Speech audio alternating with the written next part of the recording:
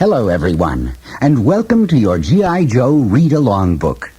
Every time you hear this chime, it means it's time to turn the page in your storybook. Now, if you are ready, we will start Cobra Strikes. Don't forget to turn the page every time you hear the chime. All right, let's begin. As the sun rose over the Manhattan skyline, another lazy Sunday morning began. Out on the Hudson River, a specially chartered sightseeing ferry boat filled with UN dignitaries was on a breakfast cruise. All seemed peaceful and calm. But this was no ordinary Sunday morning in New York. The evil forces of the worldwide terrorist group Cobra were at work. The door to the ferry's wheelhouse crashed open, and a masked terrorist leveled an automatic weapon at the captain. Don't move, he ordered. Who are you? Stammered the frightened captain. I am called Firefly, answered the terrorist. Your ship and passengers are in the hands of Cobra. I've rigged explosives in a dozen places. One false move, and I'll send you all to the bottom. The captain nodded nervously. Well, I'll do whatever you say. Anchor the boat in the middle of the river, Firefly ordered. Once the captain had obeyed, the mysterious terrorist took out a radio and spoke into it. Cobra Commander, the boat is under my control. We have the hostages we need. Aboard the Cobra hovercraft Water Moccasin, Cobra Commander smiled as he listened to Firefly's report. Excellent! Excellent! He hissed, then turned to Copperhead, the pilot of the hovercraft. The siege of New York has begun. Take me to Liberty Island. Using the Statue of Liberty as my headquarters, I'll be able to direct the takeover of the city.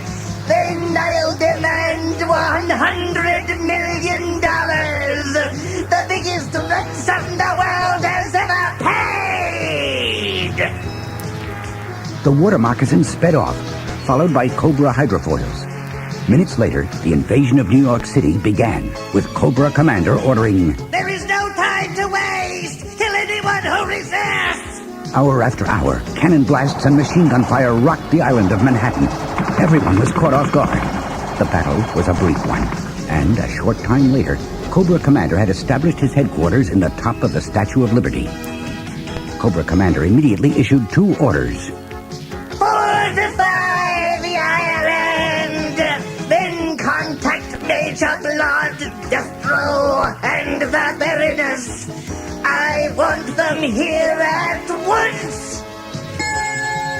Major Blood was ready when the call came from Cobra Commander, and he told his men, Get the tanks out of the warehouses and into position. Our job is to block all the tunnels leading into the city. That'll seal up Manhattan Island tighter than a bottle. At the same time, caravans of trucks came to screeching stops in the middle of the George Washington Bridge, connecting New York with New Jersey. The driver of the lead truck jumped out. It was Destro.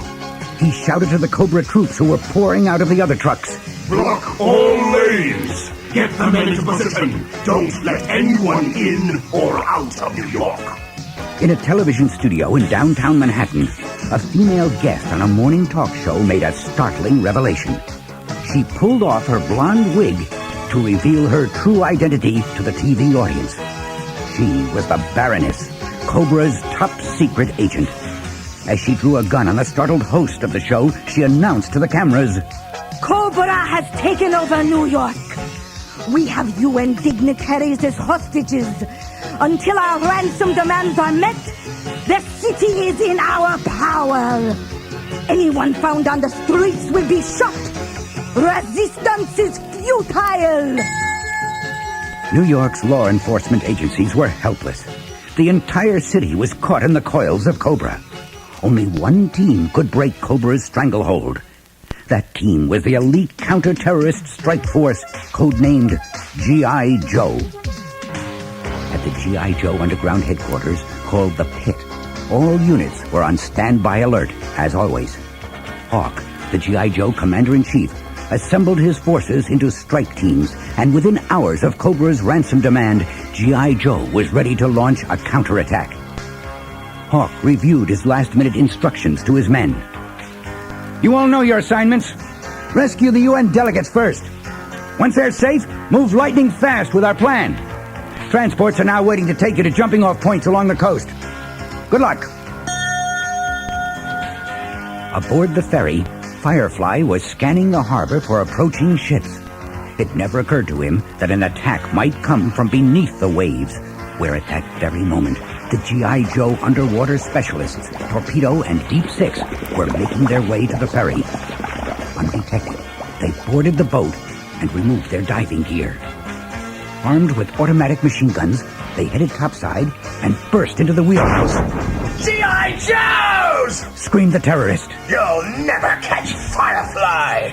And in a bold move, Firefly crashed through a glass window and rolled out onto the deck. He ran toward the back of the ferry. Go after Firefly.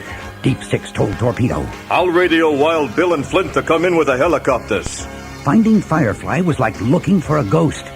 At last, Torpedo caught sight of him speeding to safety on a jet ski. So long, G.I. Joe! Mocked Firefly. I triggered explosives on the ferry before I abandoned ship. You've got 5 minutes to live.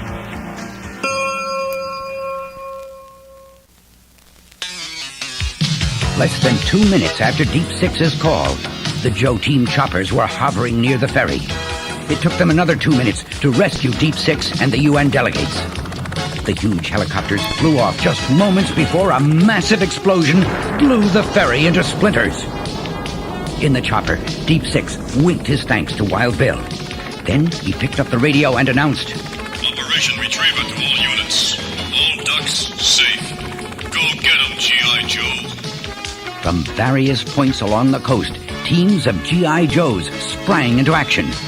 Well, the G.I. Joe hovercraft headed for Liberty Island, with Cutter at the helm and a team of 5 G.I. Joes aboard. Cobra forces opened fire from the statue.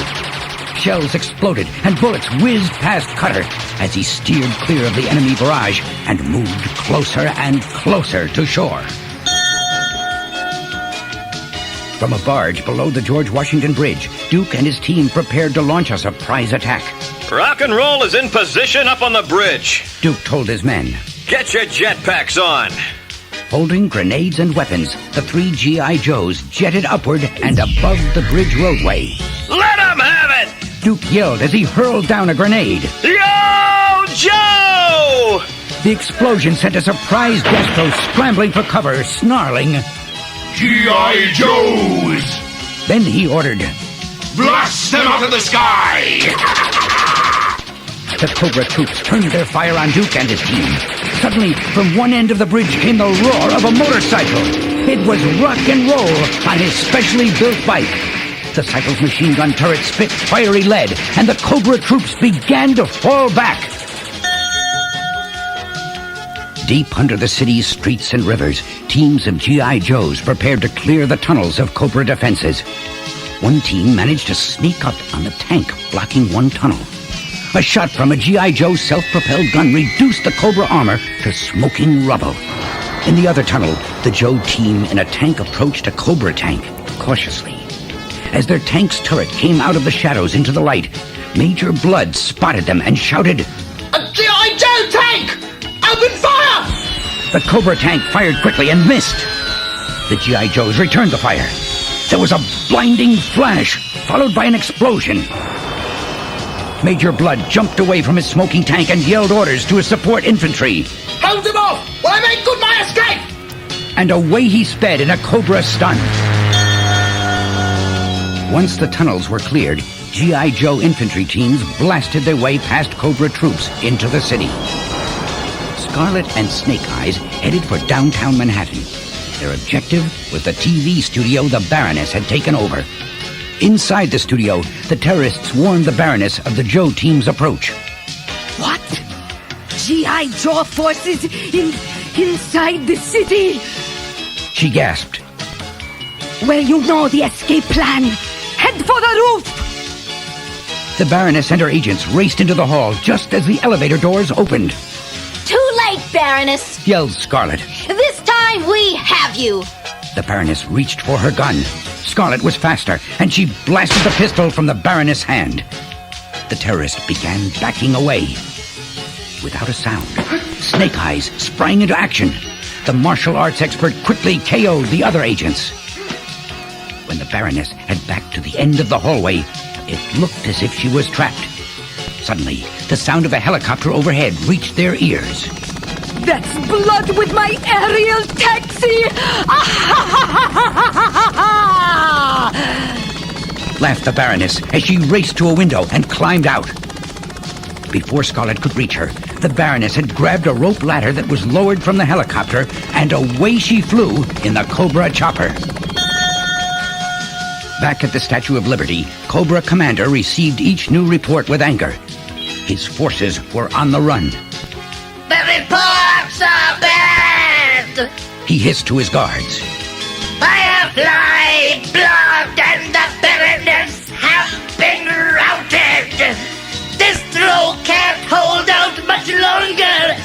We have to retreat! Cobra Commander quietly left the Statue of Liberty as the battle raged around him. He made his way to the water moccasin, which Copperhead had ready for him.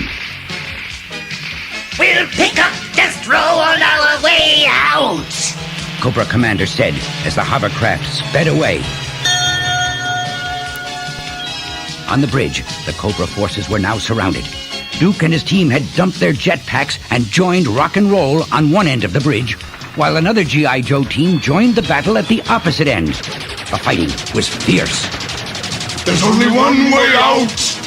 Destro grunted as he pulled a hang glider from a Cobra truck. And attaching it to his body, he leaped off the bridge toward the water below. But even before he hit the water, Cobra Commander and Copperhead were already there, waiting to pick him up in the water moccasin. Without their leaders, the remaining Cobra resistance crumbled. U.S. military forces and New York City police took charge. Law and order was restored to the city. Later, after the mop-up operations, all of the G.I. Joes assembled beneath the liberated Statue of Liberty. Cobra has been defeated again, announced Deep Six. Duke nodded and pointed at Lady Liberty. The torch of freedom still burns over New York. He added proudly. Yes, Added Scarlet. thanks to G.I. Joe.